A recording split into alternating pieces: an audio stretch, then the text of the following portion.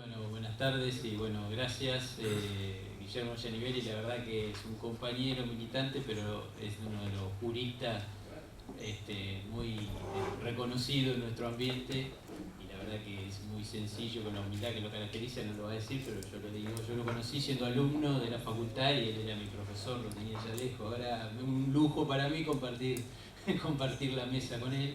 Y bueno, y también con ustedes, con el espacio intersindical, que como mencionaba Mariana y Lili, esto que contaba Guillermo Gianivelli, de que la lucha en los 90, primero contra la ley de riesgo, es cierto, fue de los abogados, pero el espacio viene a romper un poco esa lógica. Me parece que es la primera vez donde hay una organización sindical que pone como proa, digamos, una ley, y ya deja de ser solo una pelea de abogados contra RT, abogados contra gobiernos neoliberales, porque siempre nos corrían de que era el interés de los honorarios, la industria del juicio. Bueno, cuando ya aparece el sindicato nucleando al actor principal afectado de esto, que es el trabajador accidentado, ahí se caen estos argumentos de la industria del juicio. Como decía Guillermo, es insostenible este sistema que le permite el lucro a las RT, que son intermediarias del sistema. No solo son intermediarias del sistema, sino que tienen una cobertura mediática, un poder cultural de instalar sus necesidades como si fueran las necesidades de la sociedad, como si fueran el principal sujeto a proteger, cuando la Constitución dice todo lo contrario. Hay un estudio por allá de Irene Basilache Giardino hace muchos años, donde hace un análisis del discurso mediático de cuando se instaló la ley de riesgo en la década de los 90. Entonces se ponía, empresarios que tenían juicios, millonarios, trabajadores que se quebraban jugando al fútbol el domingo y después reclamaban como accidente de trabajo. Es decir, casos que indudablemente algunos ocurrirán, que es lo patológico, que en todo caso se debe investigar, pero no poner el principal sujeto de protección. En ese caso eran pobres empresarios, pobres aseguradoras de riesgo de trabajo son ahora, que tienen que afrontar estos costos laborales impagables, y perdemos de vista de que un sistema de cobertura de la salud de los trabajadores, el sujeto de preferente tutela, lo dice la Constitución, lo dice la Corte, es el trabajador. Y un sistema de cobertura amplio no es solo la reparación, y eso es lo que hay que cuestionar y hay que readecuar el sistema actual, sino que el sistema de cobertura es mucho más. Arranca en la prevención, continúa en la prestación médica inmediata, la no pérdida del salario que tiene que tener el trabajador que interrumpe sus tareas por un accidente o una enfermedad laboral, continúa con la reparación y sigue con la reinserción laboral y la recalificación profesional. Es decir, es mucho más amplio que debatir solamente sobre el crecimiento o no de la litigiosidad, sobre los altos costos indemnizatorios que se deben afrontar. La verdad que la 24557 fue una ley diseñada en la Fundación Mediterránea, digamos, sabemos que es un formato neoliberal de privatización de la seguridad social, y es una ley que se fue emparchando a medida que avanzaban los años, pero forzada por las declaraciones de inconstitucionalidades que sufría por el Poder Judicial. Es decir, siempre el legislador intentó ir reformulándola, salvo algunas honrosas excepciones en el gobierno anterior, siempre intentó ir emparchándola para la supervivencia del sistema. Y si nunca se logró, sea por el estado de fuerza política o lo que fuere, superar ese sistema, que hay 4 características fundamentales que son muy graves, que ya la explicó Guillermo Gianivelli, pero lo quiero recordar. Es decir, primero es garantizar la impunidad al dañante, que es el empleador. Rompe un principio básico del derecho romano, es decir, el que causa un daño tiene que hacerse cargo de repararlo. Rompe ese principio básico. El empleador se le garantizaba la no demandabilidad porque iba a tener un seguro que iba a responder por él. ¿Cómo se garantizaba eso? Y vamos a la segunda característica: prohibiendo a los trabajadores poder acceder al Poder Judicial, derecho que tenemos todos los ciudadanos. De allí la importancia de esto del derecho común, del derecho civil que tenemos todos, que si bien el derecho laboral en algún momento histórico se independizó de esa rama común, bueno, hay garantías básicas que tienen los trabajadores que no las pierden por el solo hecho de serlos. Y se me viene aquí a la cabeza, ahora que hablaste de candidato a vicepresidente del partido de gobierno, cuando fuimos invitados, fuimos en representación de la CTA con la doctora Capone, con Mariana Molteni, al debate de la reforma de la ley de riesgo por allá a fines del 2016 al Senado. Obviamente que a nosotros, junto con la Asociación de Abogados Laboralistas, otros colegios de abogados de la Ciudad de Buenos Aires, bueno, nos asignaron un día específico donde no había casi ningún senador para escucharnos, pero bueno, nosotros fuimos y expusimos nuestra postura. Al día subsiguiente iban los representantes, algunos representantes de la CGT, y hubo una acalorada intervención del senador Pichetto, que está grabada, se la recomiendo, donde él dijo que acá la madre del borrego estaba, la madre del borrego, el problema nació acá cuando la Corte Suprema de Justicia habilitó que se le aplicara el Código Civil a los trabajadores, a los reclamos, así textual. Es decir, el problema acá radica cuando el trabajador reclama los mismos derechos que reclamaría cualquier ciudadano. Es decir, acá hay una ley de riesgo de la cual no se puede salir un trabajador. Entonces, ahí radica el problema. Entonces, cualquier reforma que quieran hacer, decía él, va a fracasar, porque si esa doctrina de aplicarle a los trabajadores los mismos derechos que tenemos todos, no se cambia, va a fracasar cualquier ley especial. Me acuerdo muy padre porque me pareció muy chocante la forma enfervorizada que lo defendió. Estaba haciendo mérito. Estaba haciendo mérito de todo. Estaba haciendo mérito de todo.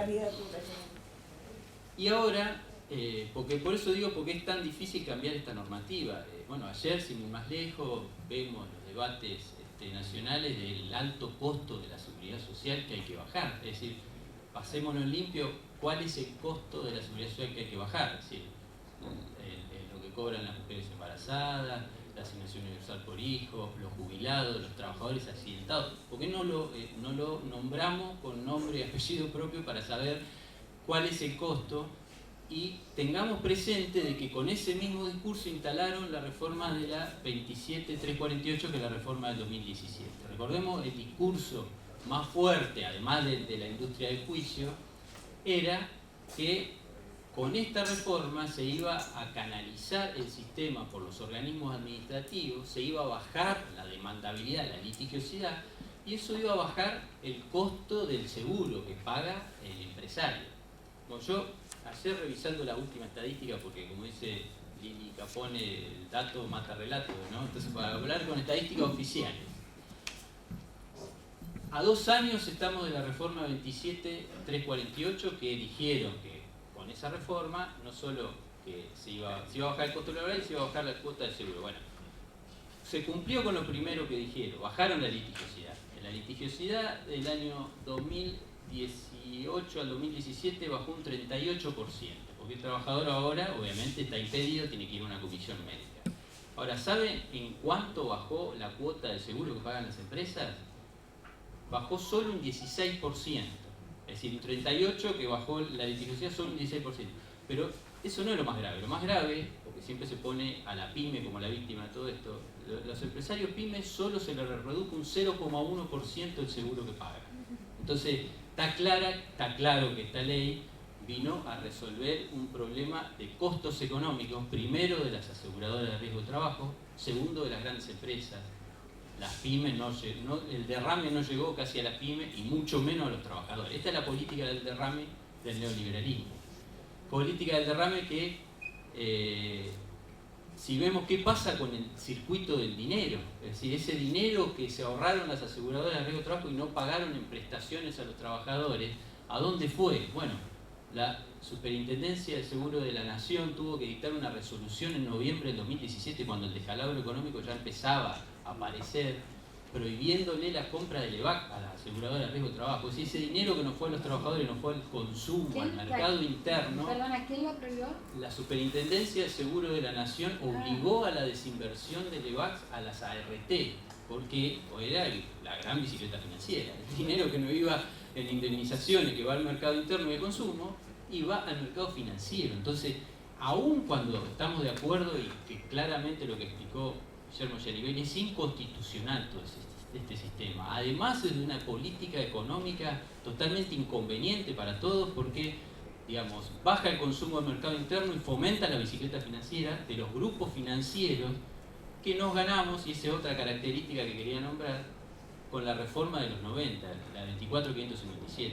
Nosotros en derecho laboral no teníamos tan presente el capital financiero. ¿Sí? El capital financiero es un enemigo a nivel mundial. Los países más industrializados plantean que es el poder que marca los tiempos de los estados, los tiempos políticos. Nosotros en el derecho de trabajo teníamos el juicio contra el pequeño empresario, el más grande. Incluso había posibilidad de contratar un seguro, pero no teníamos un actor social, el capital financiero, que pasó a formar parte en los 90 con la ley de riesgo y pasó a ser un actor político importantísimo, que es el que vino marcando todos los tiempos políticos. Si no, fijémonos qué pasó con la reforma de la 26.773 del 2002, que fue una reforma positiva para los trabajadores porque aumentó las prestaciones, incluso estableció procedimiento de pago automático. El trabajador ni siquiera necesitaba hacer un juicio ni buscar un abogado. La ART tenía 15 días, tenía que notificar y poner a disposición el dinero y depositarlo en una cuenta sueldo. ¿Sí? Desde ese punto de vista, la verdad que fue una ley que fue un avance importante, año 2002. Claro, las grandes perdedoras de esa reforma fueron las ART. No solo porque les limitaron lo que podían cobrar por comisiones, porque las comisiones que cobraban superaban el 20%, no solo por eso, sino porque la reforma de la opción, esta con renuncia que explicaba Guillermo Giannivelli, redireccionó los litigios. Es decir, antes de cada 100 juicios, 70 iban contra las ART y 30 iban contra las aseguradoras, 70 contra las aseguradoras de riesgo de trabajo y 30 contra empresas o empleadores. En 5 años, en 4 años de esa reforma, los juicios se redireccionaron y los trabajadores demandaron directamente a las ART. Es decir, de cada 100 juicios, 93 iban contra ART y solo 7 iban contra empresas, de las cuales solo el 2%, lo habíamos denunciado eso cuando estábamos en la batalla contra la ley de adhesión a la provincia, solo el 2% del empresariado PYME tiene juicio por accidente de trabajo. Eso es algo que no lo dice porque siempre te ponen la víctima de todo esto es el pobre empresario PYME que no puede trabajar porque le caen las demandas por accidente de trabajo. Solo el 2% era demandado por eso. ¿Por qué resalto esto? Porque esto no se dijo, nosotros lo denunciamos en los debates cuando nos oponíamos a la ley, y justamente lo que ocurrió ahora es lo que veníamos denunciando. Fue un control de costos para las aseguradoras de riesgo del trabajo, no vino ningún beneficio para las pymes y mucho menos para los trabajadores, que las enfermedades profesionales se vienen reconociendo en menor medida. Ahora la aseguradora, la Superintendencia de Riesgo del Trabajo presentó un último informe diciendo bajó la litigiosidad un 6%. Bueno, ¿saben qué? Digamos, la litigiosidad, la siniestralidad. La siniestralidad, lamentablemente, es consecuencia de la actividad económica. Es como lo que escuchaba ayer que decía, bueno, bajó la recolección de basura, somos más ecológicos, ahora producimos menos basura. Bueno, porque estamos consumiendo menos también. Eso es claro. La siniestralidad es una variable de la actividad económica. La actividad industrial el año pasado cayó 5 puntos, que la actividad industrial incide en un 28% en la siniestralidad. Es decir, la actividad económica en general cayó 2,6 puntos, entonces que me venga a decir ahora que bajó la siniestralidad. ¿Por qué bajó la siniestralidad? ¿Porque mejoraron las medidas de prevención? ¿Porque las ART controlan más a las empresas? ¿Porque se cumplen con las normas de salud y seguridad del trabajo? No, porque cayó la actividad económica y porque hay un enorme disciplinamiento también de muchos que ni siquiera denuncian para no perder el empleo. Entonces, para no irme del objetivo de la charla, ahí yo había diagramado la normativa previa, que bueno, no quiero especificar, lo desarrolló muy bien el doctor Giannivelli. Vamos al siguiente, como para poner cómo arranca el estado de reforma de las normas sobre riesgo de trabajo. Bueno, recuerden que cuando se mandó el proyecto de reforma al Senado y estaba con media sanción del Senado, el Ejecutivo Nacional dictó el DNU 54 del 2017, en enero del 2017, una cosa también bochornosa, nunca vista, de que estando una ley en estado parlamentario y ya teniendo una media sanción, se dicta por encima un DNU, estando de receso el Congreso. DNU que fue sometido también a debate, me acuerdo que acompañamos a Hugo Yasky al debate y se hizo caer el quórum de la sesión para rechazarlo y que bueno, quedó vigente, también hay que decirlo, son cosas bochornosas que siguen, quedó vigente un DNU que después quedó como parte de la historia porque la ley, la 27348, viene con la misma redacción. Pero bueno, en líneas generales, ¿qué hace esta ley 27348? Bueno, viene a fortalecer el trámite administrativo de las comisiones médicas como mecanismo de contención a la litigiosidad. Está el enemigo a combatir. Esto que le contaba al comienzo de que así como sustituyen el sujeto de protección, en vez de ser el trabajador, parece que hay que proteger a las ART y a las empresas, también se sustituyen los enemigos. En vez de combatir la accidentabilidad laboral o las malas condiciones de trabajo, el enemigo a combatir es la litigiosidad. Cuando la ley no lo dice ni la Constitución no lo dice, esto es una creación de los grupos económicos que colonizan no solo los medios de comunicación, sino también los aparatos del Estado, porque ya esto se veía en el gobierno anterior, en la Superintendencia de Riesgo de Trabajo, fue un organismo, salvo honrosas excepciones de muchos médicos y profesionales que trabajaban ahí que conocemos, pero en la Superintendencia de Riesgo de Trabajo fue un organismo colonizado por las ART como su brazo ejecutor de sus políticas. De hecho, el informe de litigiosidad que lleva el entonces ministro de Trabajo Triaca y Morón al Senado fue elaborado en el periodo 2010-2015 por la Superintendencia de Riesgo de Trabajo. Digo esto porque para plantear en un escenario político futuro, si no se logra superar este esquema normativo, bueno, ¿qué se hace con una estructura de poder como es la Superintendencia de Riesgo de Trabajo, que tiene que controlar a estos organismos económicos, a estos grupos económicos financieros que son los que van marcando los tiempos políticos en nuestro país? Seguimos avanzando. La normativa reglamentaria que se dictó a partir de la 27348 estuvo orientada fundamentalmente al rediseño del procedimiento administrativo en comisiones médicas. Entonces son todas normativas que regulan el procedimiento en comisiones médicas. Ustedes me dirán, bueno, pero las comisiones médicas ya estaban. Sí, estaban. Pero ahora las comisiones médicas se constituyeron como verdaderos organismos, como verdaderos jueces que dirimen conflictos. Es decir, antes eran solo médicos, ahora las comisiones médicas están integradas por el profesional letrado, por los médicos y por el órgano de homologación. Todos son integrantes en la comisión médica, donde se pasan a dirimir los conflictos de reparación entre trabajadores accidentados y aseguradoras de riesgo de trabajo o empleadores autoasegurados. Entonces, la 27348 que se dicta en el 2017 fundamentalmente viene a fortalecer este mecanismo que ya había sido declarado inconstitucional por la justicia, pero que se lo viene a readecuar, y van a haber muchas normas orientadas en ese sentido. No quiero cansarlo, pero está la resolución 298 del 2017, que es el procedimiento de comisiones médicas, está la resolución 899E, que también es una aclaración del procedimiento anterior, está el régimen del patrocinio jurídico gratuito que se instrumenta, que suena muy lindo, pero lo hablaba estos días con Guillermo.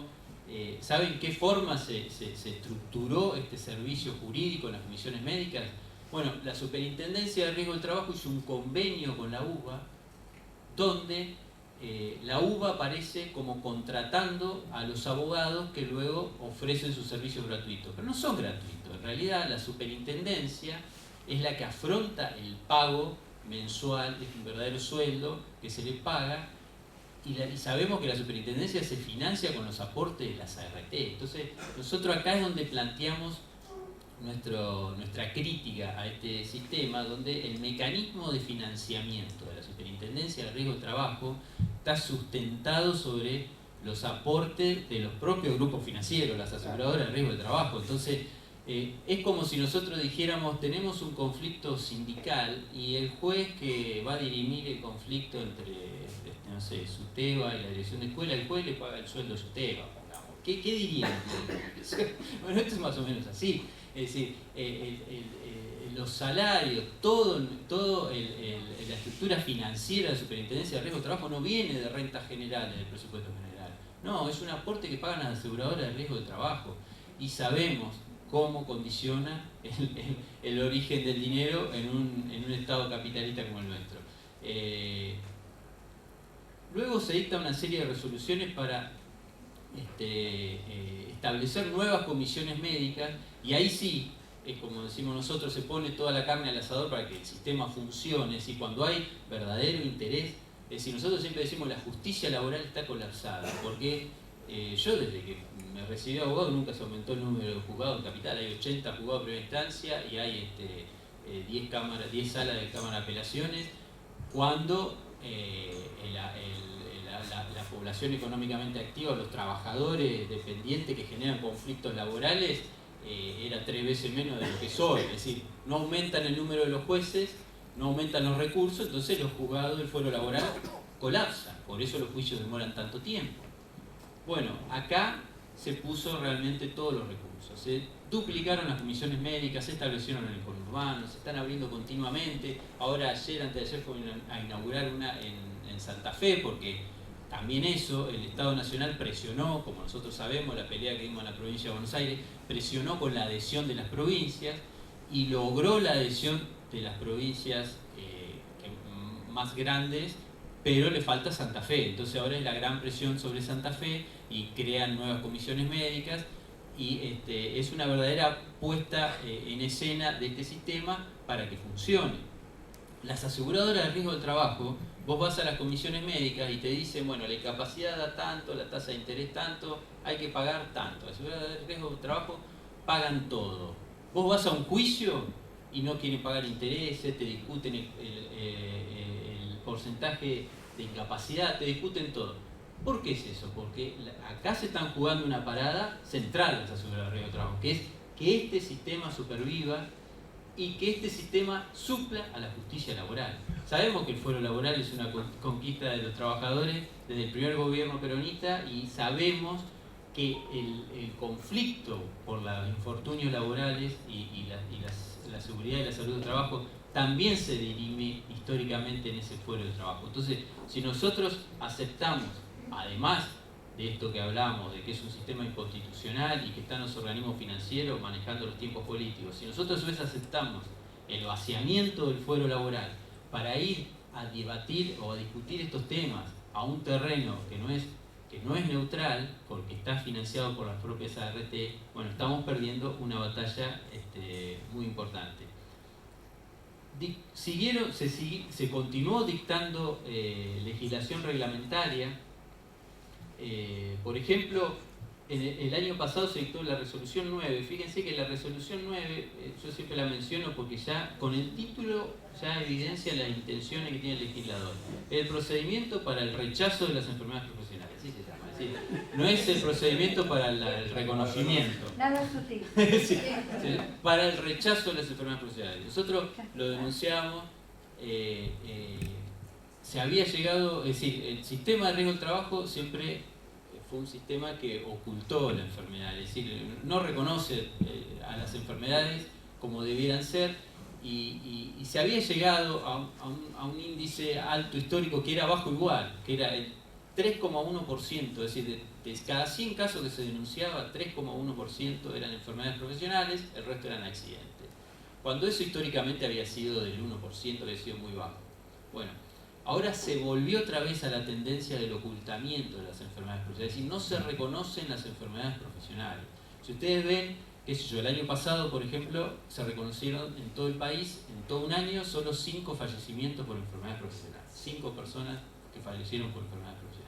Yo digo, es decir, el número ya es vergonzoso mencionarlo, es decir, ni hablar de que no hay enfermedades por glifosato ni por cáncer. Es decir, el sistema no reconoce a la enfermedad laboral como causante. Siempre la persona termina el fallecimiento alejado de su puesto de trabajo, se evidencia la enfermedad muchos años después, donde es muy difícil acreditar el vínculo con el ambiente laboral o la exposición al riesgo en la que estuvo sometida.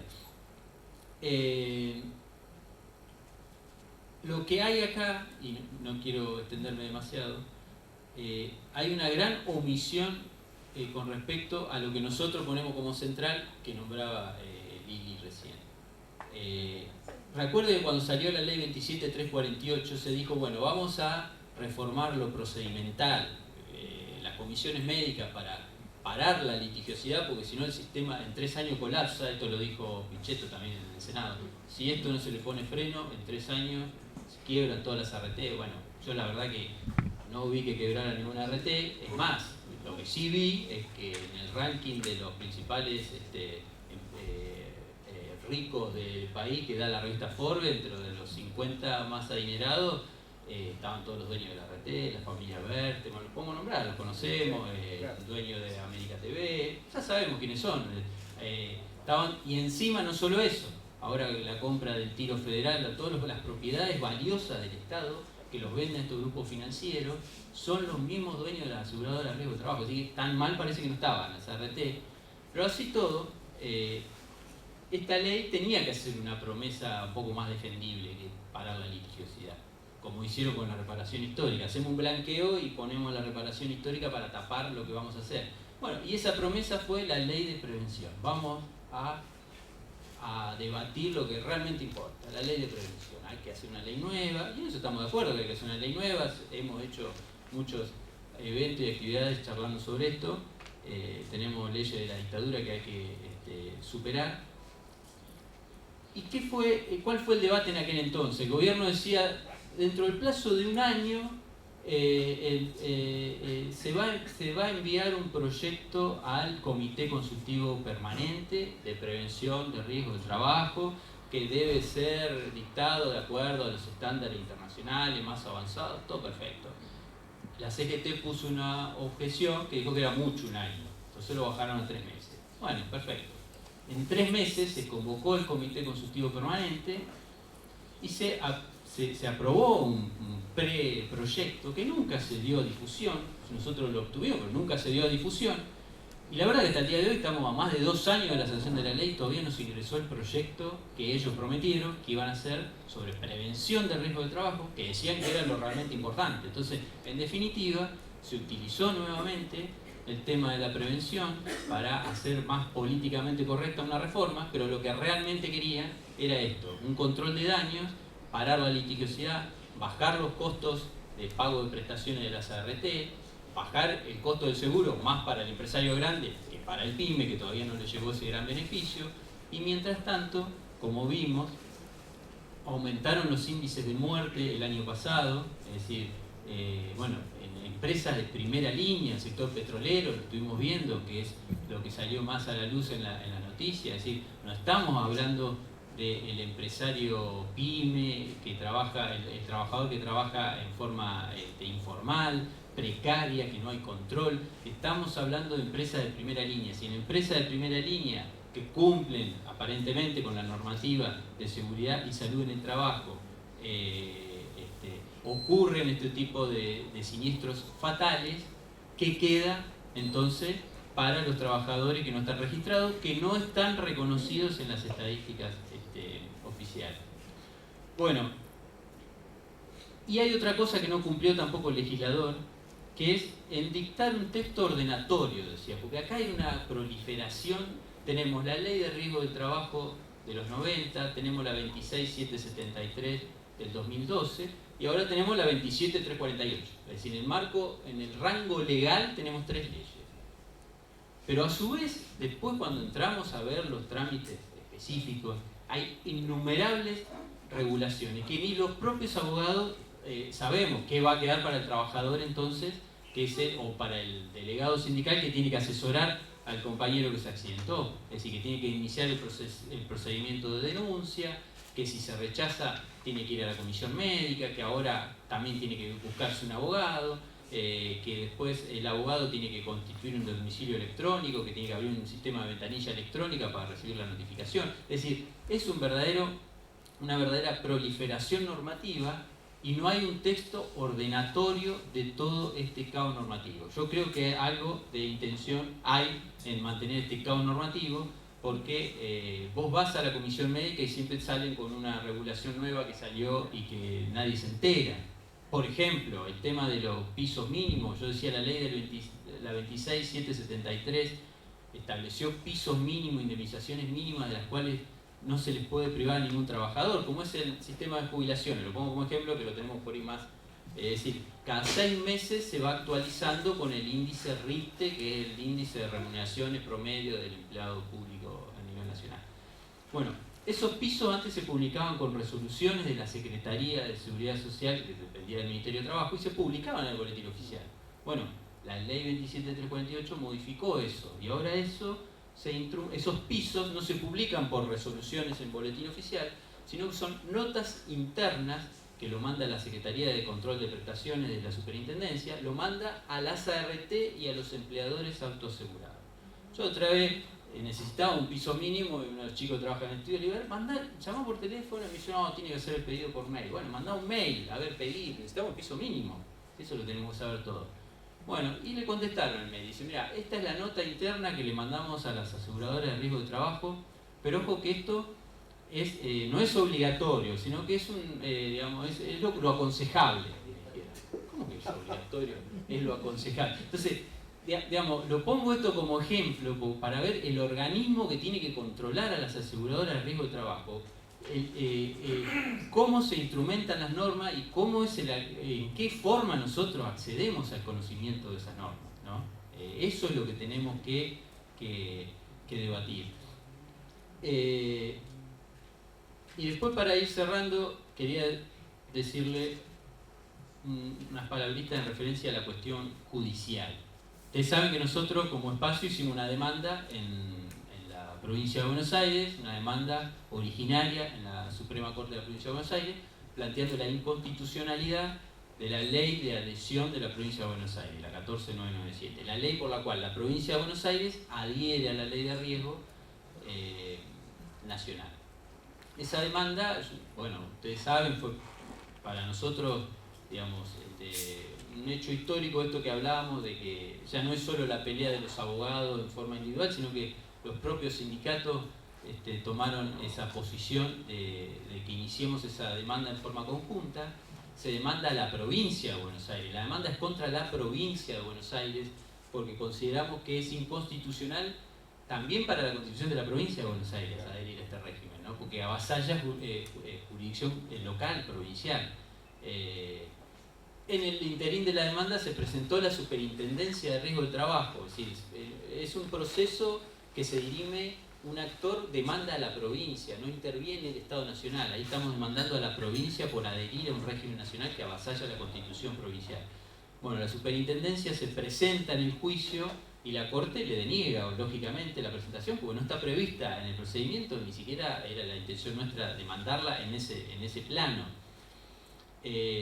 Ante esa denegatoria, ellos plantean un recurso ante la Corte de la Nación que se los conceden y el expediente acaba de llegar hace unos días y está acá en la Corte de Nación. Es decir, ¿para qué está en la Corte de Nación? Bueno, está para, es decir, fue una cuestión procesal nada más, es decir, no va a dirimir el fondo de la cuestión, que lo que nosotros decimos acá, hay trabajadores que están esperando una respuesta ya, y la justicia manda a la Corte de la provincia, manda el expediente a la Corte de Nación, solamente para que la Corte diga si está bien que intervenga o no la Superintendencia de Riesgo de Trabajo. Bueno, yo digo, ese es el estado de cosas que tenemos hoy en la justicia, cuando decimos los juicios demoran. Una es porque los jueces están colapsados, y hay buenos jueces que trabajan muy bien pero están colapsados, y otra también es porque las instancias superiores de los poderes judiciales, tanto de la provincia como de nación, no se expiden dentro de los tiempos políticos que necesitamos que estas leyes se declaren inconstitucionales. Recordemos que la 24.557, por eso digo, esto es una lucha de poder y se discute es una lucha de fuerza esta normativa. La ley de riesgo de trabajo dictada en 1995 recién fue, digamos, declarada inconstitucional por la Corte Suprema de Justicia de la Nación en el año 2004. Recordemos, ¿no? Era una Corte Suprema que se había removido de la Corte del Menemato, de la mayoría automática, y con nuevos integrantes. Entonces, ojo con eso, porque ante nuevos escenarios políticos hay que ver cómo se conformaron los organismos, los jueces, los integrantes del Poder Judicial. No es una decisión menor que hayan elegido a un senador que está dentro del Consejo de la Magistratura como vicepresidente. Ojo, porque esas son las estructuras que nos da la Constitución de cómo se controla a los jueces, cómo se controla al Poder Judicial. Yo la otra vez, en una charla que estuvimos en La Plata, ponía como ejemplo de que los jueces de la Cámara Nacional de Apelaciones que están denunciados en el Consejo de la Magistratura fueron justamente en casos que son muy sensibles al poder de turno. Él mencionó, él es abogado incluso de muchos de esos casos, de trabajadores de Telam, pero también hay otros casos, es decir, donde se ordenó la reinstalación de trabajadores despedidos en forma discriminatoria. Los jueces que dictaron esos fallos, ordenando la reinstalación, fueron automáticamente denunciados en el Consejo de la Magistratura. Entonces, ahí se dirime una lucha de fuerza, una lucha de poder, y también los nuevos jueces que se nombraron, los nuevos nosotros los conocemos, somos pocos y nos conocemos en el Poder Judicial, los nuevos jueces que se nombraron en la Cámara de Apelaciones, llamativamente, para ninguno de ellos, esta ley es inconstitucional. Entonces convengamos que son jueces que están cuidando el poder de turno con toda esta ley que en modo alguno da respuesta al estado de salud de los trabajadores. Bueno, nada más y...